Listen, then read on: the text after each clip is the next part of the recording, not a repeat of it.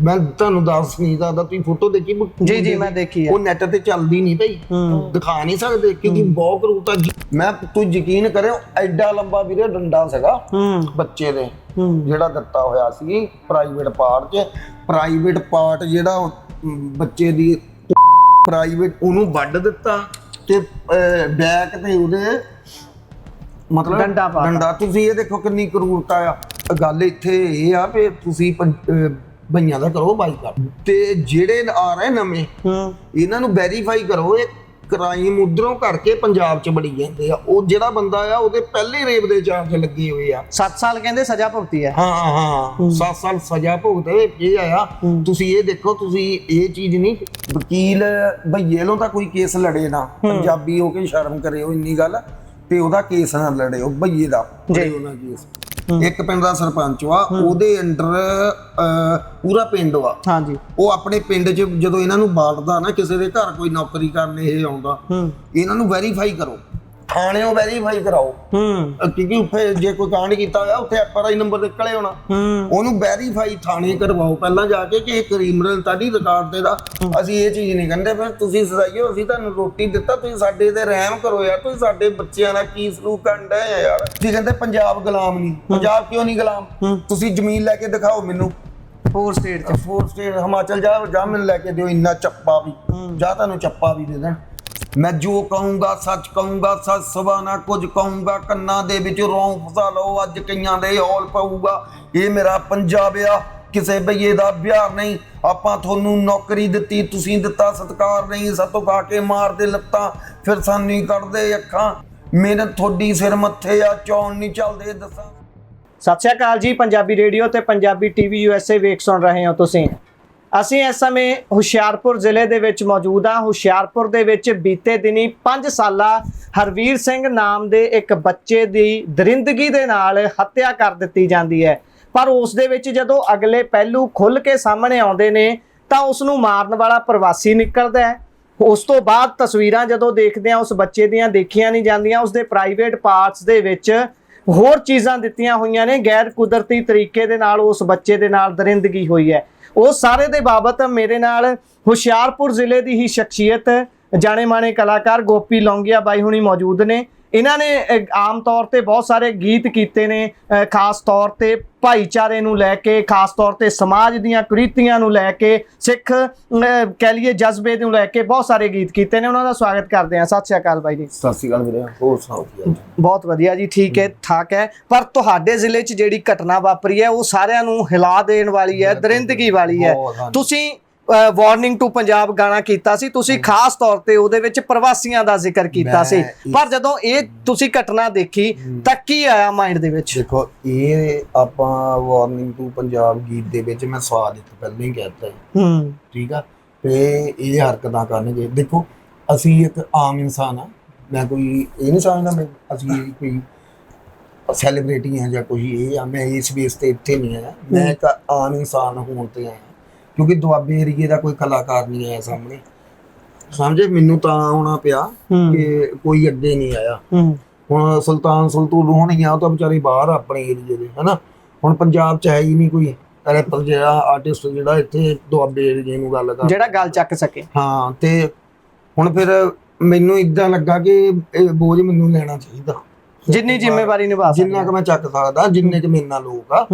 ਫਿਰ ਗੱਲ ਇੱਥੇ ਇਹ ਆ ਵੀ ਤੁਸੀਂ ਭਈਆਂ ਦਾ ਕਰੋ ਬਾਈਕਾਟ ਸਿੱਧਾ। ਜਿਹੜਾ ਕੋਈ ਪ੍ਰਵਾਸੀ 20 ਸਾਲਾਂ ਤੋਂ ਰਹਿ ਰਿਹਾ ਆ, ਉਹ ਜੇ 20 ਸਾਲ ਉਹਨੂੰ ਰਹਿੰਦੇ ਨੂੰ ਹੋ ਗਿਆ ਤਾਂ ਹੋਪਲੀ ਉਹਦਾ ਰਿਕਾਰਡ ਵਧੀਆ ਹੋਊਗਾ ਕਿਉਂਕਿ 20 ਸਾਲ ਉਹਨੇ ਕੱਢ ਲਏ ਆ।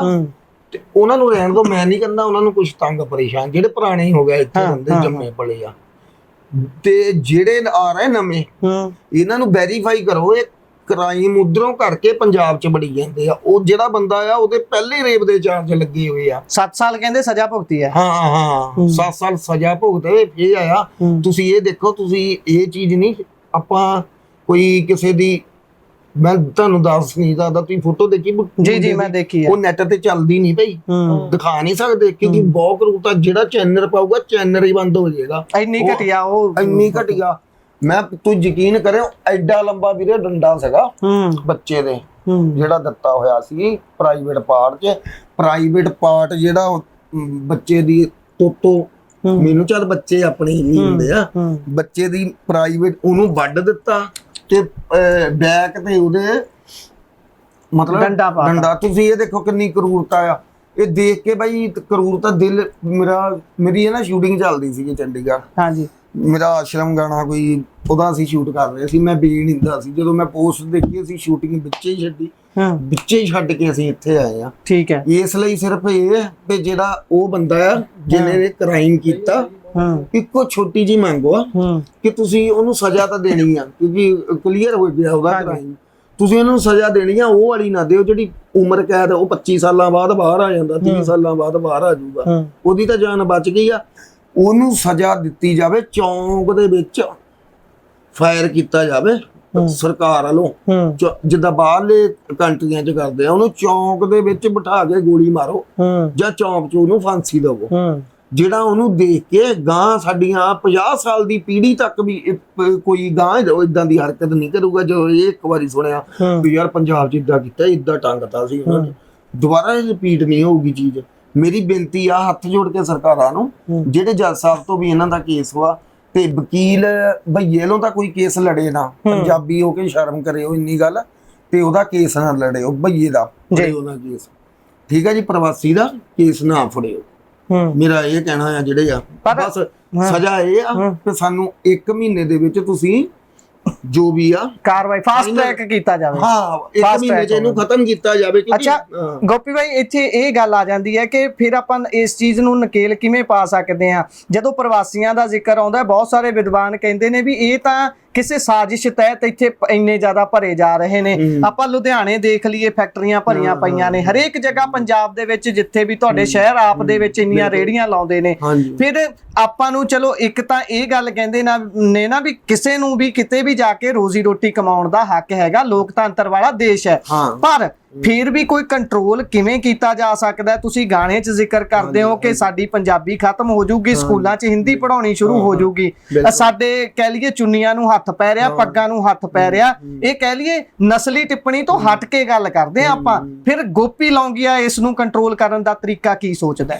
ਮੈਂ ਇਸ ਨੂੰ ਦੇਖੋ, ਅਸੀਂ ਤਾਂ ਥੋੜਾ ਕੋਸ਼ਿਸ਼ ਕਰ ਸਕਦੇ ਹਾਂ। ਕਿੱਦਾਂ ਦੀ? ਆਪਾਂ ਇਹ ਕੋਸ਼ਿਸ਼ ਆ ਵੀ ਜਿਹੜਾ ਵੀ ਬੰਦਾ ਦੇਖੋ, ਹੁਣ ਇਹ ਵੱਡੇ ਲੈਵਲ ਤੇ ਇਨਕੁਆਇਰੀ ਨਹੀਂ ਹੋਊਗੀ। ਹੁਣ ਤੁਸੀਂ ਮੰਨ ਲਓ ਵੀ ਇੱਕ ਨਾ ਸਰਪੰਚ ਆ, ਹਾਂਜੀ ਹਨਾ, ਇੱਕ ਪਿੰਡ ਦਾ ਸਰਪੰਚ ਆ, ਉਹਦੇ ਅੰਡਰ ਪੂਰਾ ਪਿੰਡ ਆ, ਹਾਂਜੀ, ਉਹ ਆਪਣੇ ਪਿੰਡ 'ਚ ਜਦੋਂ ਇਹਨਾਂ ਨੂੰ ਬਾੜਦਾ ਨਾ, ਕਿਸੇ ਦੇ ਘਰ ਕੋਈ ਨੌਕਰੀ ਕਰਨ ਇਹ ਆਉਂਦਾ, ਇਹਨਾਂ ਨੂੰ ਵੈਰੀਫਾਈ ਕਰੋ ਸਭ ਤੋਂ ਪਹਿਲਾਂ। ਇਹ ਕੰਮ ਪਹਿਲਾਂ ਉਹ ਵੀ ਆਪ ਵੈਰੀਫਾਈ ਨਹੀਂ, ਥਾਣਿਓਂ ਵੈਰੀਫਾਈ ਕਰਾਓ, ਕਿਉਂਕਿ ਉੱਥੇ ਜੇ ਕੋਈ ਕਾਂਡ ਕੀਤਾ ਹੋਇਆ ਉੱਥੇ FRI ਨੰਬਰ ਨਿਕਲੇ ਹੋਣਾ, ਉਹਨੂੰ ਵੈਰੀਫਾਈ ਥਾਣੇ ਕਰਵਾਓ ਪਹਿਲਾਂ ਜਾ ਕੇ ਕਿ ਇਹ ਕ੍ਰਿਮੀਨਲ ਤਾਂ ਨਹੀਂ ਰਿਕਾਰਡ ਤੇ ਦਾ। ਜੇ ਅਗਲਾ ਪਰਿਵਾਰ ਲੈ ਕੇ ਆਉਂਦਾ, ਸਾਨੂੰ ਕੋਈ ਇਤਰਾਜ਼ ਨਹੀਂ, ਜੇ ਸਹੀ ਆ ਸਾਨੂੰ ਕੋਈ ਇਤਰਾਜ਼ ਨਹੀਂ। ਹਾਂ, ਉਹਨਾਂ ਦੇ ਰਿਕਾਰਡ ਚੈੱਕ ਕਰੋ ਜਿਹੜੇ ਆ ਰਹੇ ਆ, ਕੀ ਆ ਨਾ, ਇਸ ਚੀਜ਼ ਨਾਲ ਖਤਮ ਹੋਣਾ। ਆਖਰ ਪ੍ਰਵਾਸੀ ਉਹ ਵੀ ਭਈਏ, ਉਹ ਵੀ ਇੱਕ ਹਿੰਦੁਸਤਾਨ ਦਾ ਹਿੱਸਾ। ਅਸੀਂ ਕਿਸੇ ਨੂੰ ਪਾੜਦੇ ਨਹੀਂ ਹੋ ਨਾ, ਅਸੀਂ ਇਹ ਦਿਖਾਉਂਦੇ ਵੀ ਪ੍ਰਵਾਸੀ ਛੋਟੇ ਆ, ਨਹੀਂ, ਅਸੀਂ ਇਹ ਚੀਜ਼ ਨਹੀਂ ਕਹਿੰਦੇ ਫਿਰ ਤੁਸੀਂ ਸਜ਼ਾਈਓ, ਅਸੀਂ ਤੁਹਾਨੂੰ ਰੋਟੀ ਦਿੱਤਾ, ਤੁਸੀਂ ਸਾਡੇ ਤੇ ਰਹਿਮ ਕਰੋ ਯਾਰ, ਤੁਸੀਂ ਸਾਡੇ ਬੱਚਿਆਂ ਦਾ ਕੀ ਸਲੂਕ ਕਰਨ ਡਏ ਆ ਯਾਰ। ਮੇਰਾ ਦਿਲ ਪਛੀਜ ਗਿਆ। ਮੈਂ ਹਿੰਦੀ ਗੀਤ ਵੀ ਕਰਦਾ ਜਿਹੜੇ ਮੈਨੂੰ ਬਾਹਰਲੇ ਸੁਣਦੇ ਆ, ਠੀਕ ਆ, ਤੇ ਮੈਨੂੰ ਨਾ ਦਿਲ ਇਸ ਕਰਕੇ ਪਾਟਾ ਵੀ ਸਜ਼ਾਈਓ, ਰਹਿਮ ਕਰੋ ਸਾਡੇ ਤੇ, ਹਨਾ। ਆਪਾਂ ਹੱਥ ਅੱਡ ਰਹੇ ਆ, ਹਾਲਾਂਕਿ ਆਪਾਂ ਸਟੇਟ ਦੇ ਮਾਲਕ ਆ, ਆਪਾਂ ਸਟੇਟ ਦੇ ਮਾਲਕ ਆ। ਸਾਡੇ ਤੁਸੀਂ ਕਹਿੰਦੇ ਪੰਜਾਬ ਗੁਲਾਮ ਨਹੀਂ, ਪੰਜਾਬ ਕਿਉਂ ਨਹੀਂ ਗੁਲਾਮ? ਤੁਸੀਂ ਜ਼ਮੀਨ ਲੈ ਕੇ ਦਿਖਾਓ ਮੈਨੂੰ, ਹੋਰ ਸਟੇਟ ਚ, ਹੋਰ ਸਟੇਟ ਹਿਮਾਚਲ ਜਾ ਮੈਨੂੰ ਲੈ ਕੇ ਦਿਓ, ਇੰਨਾ ਚੱਪਾ ਵੀ ਜਾਂ ਤੁਹਾਨੂੰ ਚੱਪਾ ਵੀ ਦੇ ਦੇਣ। ਉਹ ਹਿਮਾਚਲ ਵਾਲੇ ਸਾਡੀ ਜ਼ਮੀਨ ਲੈ ਸਕਦੇ, ਹਰਿਆਣੇ ਵਾਲੇ ਸਾਡੀ ਜ਼ਮੀਨ ਲੈ ਸਕਦੇ, ਅਸੀਂ ਨਹੀਂ ਲੈ ਸਕਦੇ। ਰਾਜਸਥਾਨ ਚ ਨਹੀਂ ਲੈ ਸਕਦੇ, ਰਾਜਸਥਾਨ ਨਹੀਂ, ਜੰਮੂ ਕਸ਼ਮੀਰ ਚ ਤਾਂ ਉਹ ਹੀ ਨਹੀਂ ਲੈ ਸਕਦਾ ਕੋਈ। ਤੇ ਦੱਸੋ ਭਈ ਪੰਜਾਬ ਗੁਲਾਮੀ ਤੇ ਕੀ ਹੈ? ਗੁਲਾਮੀ ਆ, ਇਹਨੂੰ ਥੋੜਾ ਥੋੜਾ ਕਰਕੇ ਖਾਇਆ ਜਾ ਰਿਹਾ। ਇਹ 30 ਸਾਲਾਂ ਦੇ ਵਿੱਚ ਸਾਰੀ ਸ਼ੈਡੋ ਮਕਾਉਣ ਨੂੰ ਫਿਰਦੇ ਆ, ਤੇ ਪੰਜਾਬ ਦੀ ਸ਼ੈਡੋ ਖਤਮ ਹੋ ਜਾਏ। ਅੱਛਾ, ਜਦੋਂ ਗੋਪੀ ਲੌਂਗੀਆ ਸਮਾਜਿਕ ਮੁੱਦਿਆਂ ਨੂੰ ਚੱਕਦਾ ਹੈ ਆਪਣੇ ਗੀਤਾਂ ਦੇ ਜ਼ਰੀਏ, ਮੈਂ ਬਹੁਤ ਸਾਰੇ ਤੁਹਾਡੇ ਗੀਤ ਸੁਣੇ ਜਿਸ ਦੇ ਵਿੱਚ ਤੁਸੀਂ ਬੰਦੀ ਸਿੰਘਾਂ ਦੀ ਗੱਲ ਕਰਦੇ ਹੋ, ਤੁਸੀਂ ਗੱਲ ਕਰਦੇ ਹੋ ਕਿ ਕਿਸ ਤਰੀਕੇ ਦੇ ਨਾਲ ਪੰਜਾਬ ਨੂੰ ਵੱਖ-ਵੱਖ ਕ੍ਰਿਤੀਆਂ ਖਾ ਰਹੀਆਂ ਨੇ, ਉਹਨਾਂ ਦੇ ਵਿੱਚੋਂ ਆਪਾਂ ਵਾਰਨਿੰਗ ਟੂ ਪੰਜਾਬ ਦੀ ਗੱਲ ਕੀਤੀ। ਇਹ ਸਾਰੀਆਂ ਗੋਪੀ ਲੌਂਗੀਆ ਜਦੋਂ ਕਹਿ ਲਈਏ ਵੀ ਸੋਸ਼ਲ ਮੀਡੀਆ ਤੇ ਨਿੱਤ ਰਿਹਾ ਸੀ, ਉਹਦੀ ਛਵੀ ਕੋਈ ਹੋਰ ਸੀ, ਉਹਨੂੰ ਕਿਸੇ ਹੋਰ ਨਿਗਾਹ ਨਾਲ ਦੇਖਿਆ ਜਾਂਦਾ ਸੀ, ਇੱਕ ਮਜ਼ਾਕ ਦਾ ਪਾਤਰ ਸੀ। ਪਰ ਇੰਨਾ ਡਰਾਸਟਿਕ ਚੇਂਜ, ਇੰਨਾ ਵੱਡਾ ਚੇਂਜ ਗੋਪੀ ਲੌਂਗੀਏ ਦੇ ਵਿੱਚ ਕਿੱਦਾਂ ਆਇਆ? ਇਹ ਮੈਂ ਉਸ ਵਿਸ਼ੇ ਤੋਂ ਹਟ ਕੇ ਇਸ ਕਰਕੇ ਪੁੱਛ ਰਿਹਾ ਕਿਉਂਕਿ ਅੱਜ ਧਰਨਿਆਂ 'ਚ ਜਾ ਰਹੇ ਹੋ, ਬਹੁਤ ਸਾਰੇ ਕਲਾਕਾਰ ਨੇ ਉਹ ਧਰਨਿਆਂ 'ਚ ਜਾਣ ਤੋਂ ਡਰਦੇ ਨੇ, ਸਰਕਾਰ ਦੇ ਖਿਲਾਫ ਬੋਲਣ ਤੋਂ ਡਰਦੇ ਨੇ। ਦੇਖੋ, ਜਾਨ ਤਾਂ ਇੱਕੋ ਹੀ ਆ, ਜਾਨ ਤਾਂ ਜਾਣੀ ਆ ਵੀਰੇ, ਹਨਾ। ਮੈਂ ਚਾਹੁੰਦਾ ਤੇ ਮੈਂ ਜਿੱਦਾਂ ਦੇ ਰੈਪ ਕੀਤੇ, ਮੈਂ ਇਹ ਤੁਹਾਨੂੰ ਪ੍ਰੂਫ ਕਰਕੇ ਦਿਖਾਇਆ ਕਿ ਕੁੜੀਆਂ ਤੋਂ ਬਗੈਰ ਵੀ ਗੀਤ ਹਿੱਟ ਹੁੰਦੇ ਆ, ਮੈਂ ਕਰਕੇ ਦਿਖਾਏ। ਮੈਂ ਮੁੰਡਾ ਆ, ਚਲੋ ਮੇਰੀ ਫੀਲਿੰਗ ਆਪਸੀ ਵੀ ਰੋਮਾਂਟਿਕ ਗੀਤ ਕਰਦੇ ਆ ਮਾੜੇ ਮੋਟੇ, ਪਰ ਮੈਂ ਇਹ ਇੰਡਸਟਰੀ 'ਚ ਕਲੀਅਰ ਕੀਤਾ ਕਿ ਇੱਕ ਗਨ ਤੋਂ ਬਗੈਰ ਵੀ ਗੀਤ ਚੱਲ ਸਕਦਾ, ਸਮਾਜਿਕ ਮੁੱਦਿਆਂ ਦੇ ਨਾਲ, ਸਮਾਜਿਕ ਮੁੱਦਿਆਂ ਤੇ ਗੀਤ ਚੱਲ ਸਕਦੇ ਆ, ਕੋਈ ਏਦਾਂ ਦੀ ਗੱਲ ਨਹੀਂ। ਮੈਂ ਇੱਕ ਗੀਤ ਬਾਬਾ ਸਾਹਿਬ ਤੇ ਬਣਾਇਆ, ਹਾਂਜੀ, ਬਾਬਾ ਸਾਹਿਬ ਤੇ ਮੇਰਾ ਆਉਣ ਵਾਲਾ ਹਿੰਦੀ ਗੀਤ, ਤੇ ਮੈਨੂੰ ਏਦਾਂ ਕੋਈ ਪਰੇਸ਼ਾਨੀ ਥੋੜੀ ਆ ਸਾਨੂੰ ਏਦਾਂ ਦੀ। ਮੈਨੂੰ ਇਹ ਆ, ਮੈਂ ਜਦੋਂ ਆਪਣੀ ਸ਼ੈਡੋ ਚੇਂਜ ਕੀਤੀ, ਮੈਂ ਸ਼ੈਡੋ ਚੇਂਜ ਪੰਜਾਬ ਲਈ ਕੀਤੀ। ਅੱਛਾ, ਜਦੋਂ ਤੁਸੀਂ ਬੰਦੀ ਸਿੰਘਾਂ ਤੇ ਗੀਤ ਕਰਦੇ ਹੋ, ਜਦੋਂ ਤੁਸੀਂ ਕਹਿ ਲਈਏ ਸਮਾਜਿਕ ਮੁੱਦਿਆਂ ਤੇ ਗੀਤ ਕਰਦੇ ਹੋ, ਤਾਂ ਕਿਸੇ ਤਰ੍ਹਾਂ ਦਾ ਪ੍ਰੈਸ਼ਰ ਮਹਿਸੂਸ ਹੁੰਦਾ ਜਾਂ ਕਿਸੇ ਵੱਲੋਂ ਪ੍ਰੈਸ਼ਰ ਮਹਿਸੂਸ ਕਰਾਇਆ ਜਾਂਦਾ ਵੀ ਭਾਈ ਆਹ ਟੌਪਿਕ ਨਾ ਗਾਇਆ ਕਰ? ਵੀਰੇ ਬਹੁਤ ਵਾਰੀ ਮੇਰੇ ਨਾਲ ਹੈ ਨਾ, ਪੰਜਾਬ ਤੇ ਜੇ ਮੈਂ ਗੀਤ ਗਾਉਂਦਾ, ਮੇਰੇ ਨਾਲ ਬਹੁਤ ਸਿੰਗਲੇ ਸ਼ੁਕਲੇ ਪ੍ਰੋਡਿਊਸਰ ਟੁੱਟ ਗਏ। ਉਹ ਕਹਿੰਦੇ ਹੁਣ ਜਿਹੜਾ ਮੇਰਾ ਗੀਤ ਜਾਂਦਾ 4 ਲੱਖ ਦਾ, ਜਦੋਂ ਦੇਖਦੇ ਆ ਪੰਜਾਬ ਦੇ ਮੁੱਦੇ ਤੇ ਆ ਵੀਰੇ 1.5 ਲੱਖ ਦੇ, ਮਤਲਬ ਬੇਇੱਜ਼ਤੀ ਵਾਲਾ ਹੀ ਕੰਮ ਆ ਵੀ, ਮਤਲਬ ਕਿ ਉੱਥੇ ਹੀ ਵੈਲਿਊ ਡਿੱਗ ਜਾਂਦੀ ਹੈ। ਹਾਂ, ਜੇ ਇੱਕ ਮੇਰਾ 4 ਗੀਤ ਮੇਰੇ 4 ਦੇ ਆ ਤੇ ਇੱਕ ਗੀਤ ਮੈਂ ਪੰਜਾਬ ਦਾ ਵਿੱਚ ਪਾਇਆ ਨਾ ਈਪੀ ਦਾ, ਉਹ ਈਪੀ ਦਾ ਪੰਜਾਬ ਦੇ ਵਾਲੇ ਗੀਤ ਦਾ ਰੇਟ ਅੱਧਾ ਕਰ ਦੇਣਾ ਵੀ ਇਹ ਪੰਜਾਬ ਦੇ ਮੁੱਦੇ ਤੇ ਆ।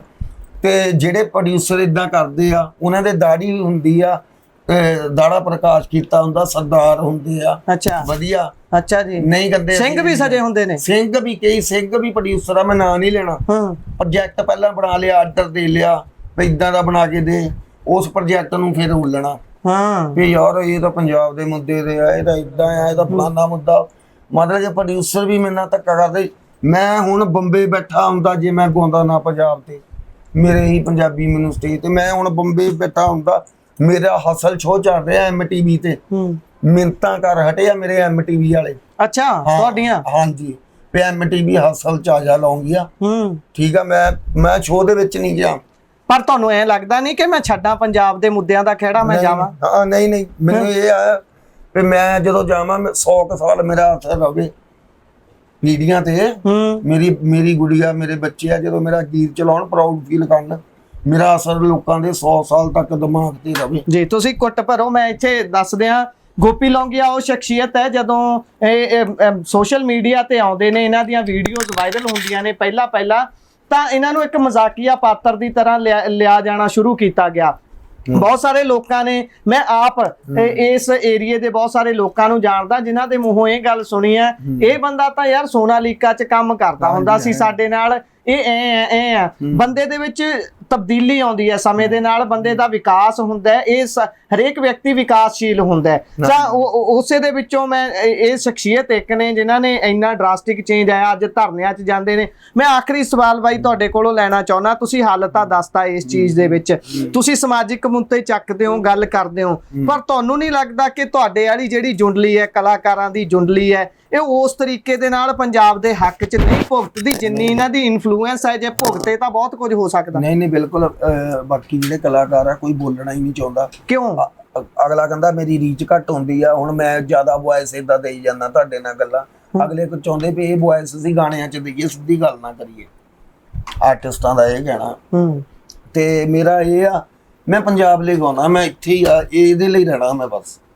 ਮੈਂ ਬੰਬੇ ਵੀ ਜਾਊਂਗਾ, ਵੱਡੀ ਦੌੜ ਨਹੀਂ ਹੈ। ਹਾਂ, ਵੱਡੀ ਦੌੜ ਹੈ, ਵੱਡੀ ਇਹ ਨਹੀਂ ਕੋਈ ਗੱਲ, ਵੱਡੀ ਦੌੜ ਪੰਜਾਬ ਦੇ ਨਾਲ ਹੀ ਲੱਗੂਗੀ, ਪੰਜਾਬ ਨਾਲ ਹੀ ਜਾਊਗਾ, ਸਮਝੇ? ਹਾਂ, ਮੈਂ ਆਪਣੇ ਆਪ ਨੂੰ ਪੰਜਾਬ ਸਮਝਦਾ, ਮੈਂ ਸ਼ੇਰੇ ਪੰਜਾਬ ਦੇ ਹੁਕਮਾਂ ਤੇ ਚੱਲਦਾ।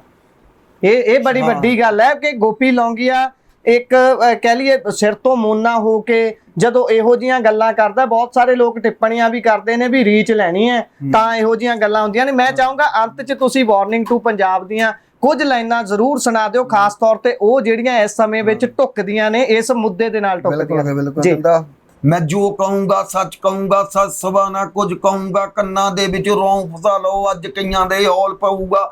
ਇਹ ਮੇਰਾ ਪੰਜਾਬ ਆ, ਕਿਸੇ ਬਈਏ ਦਾ ਬਿਹਾਰ ਨਹੀਂ। ਆਪਾਂ ਤੁਹਾਨੂੰ ਨੌਕਰੀ ਦਿੱਤੀ, ਤੁਸੀਂ ਦਿੱਤਾ ਸਤਿਕਾਰ ਨਹੀਂ। ਸਾਤੋਂ ਖਾ ਕੇ ਮਾਰਦੇ ਲੱਤਾਂ, ਫਿਰ ਸਾਨੂੰ ਹੀ ਕੱਢਦੇ ਅੱਖਾਂ।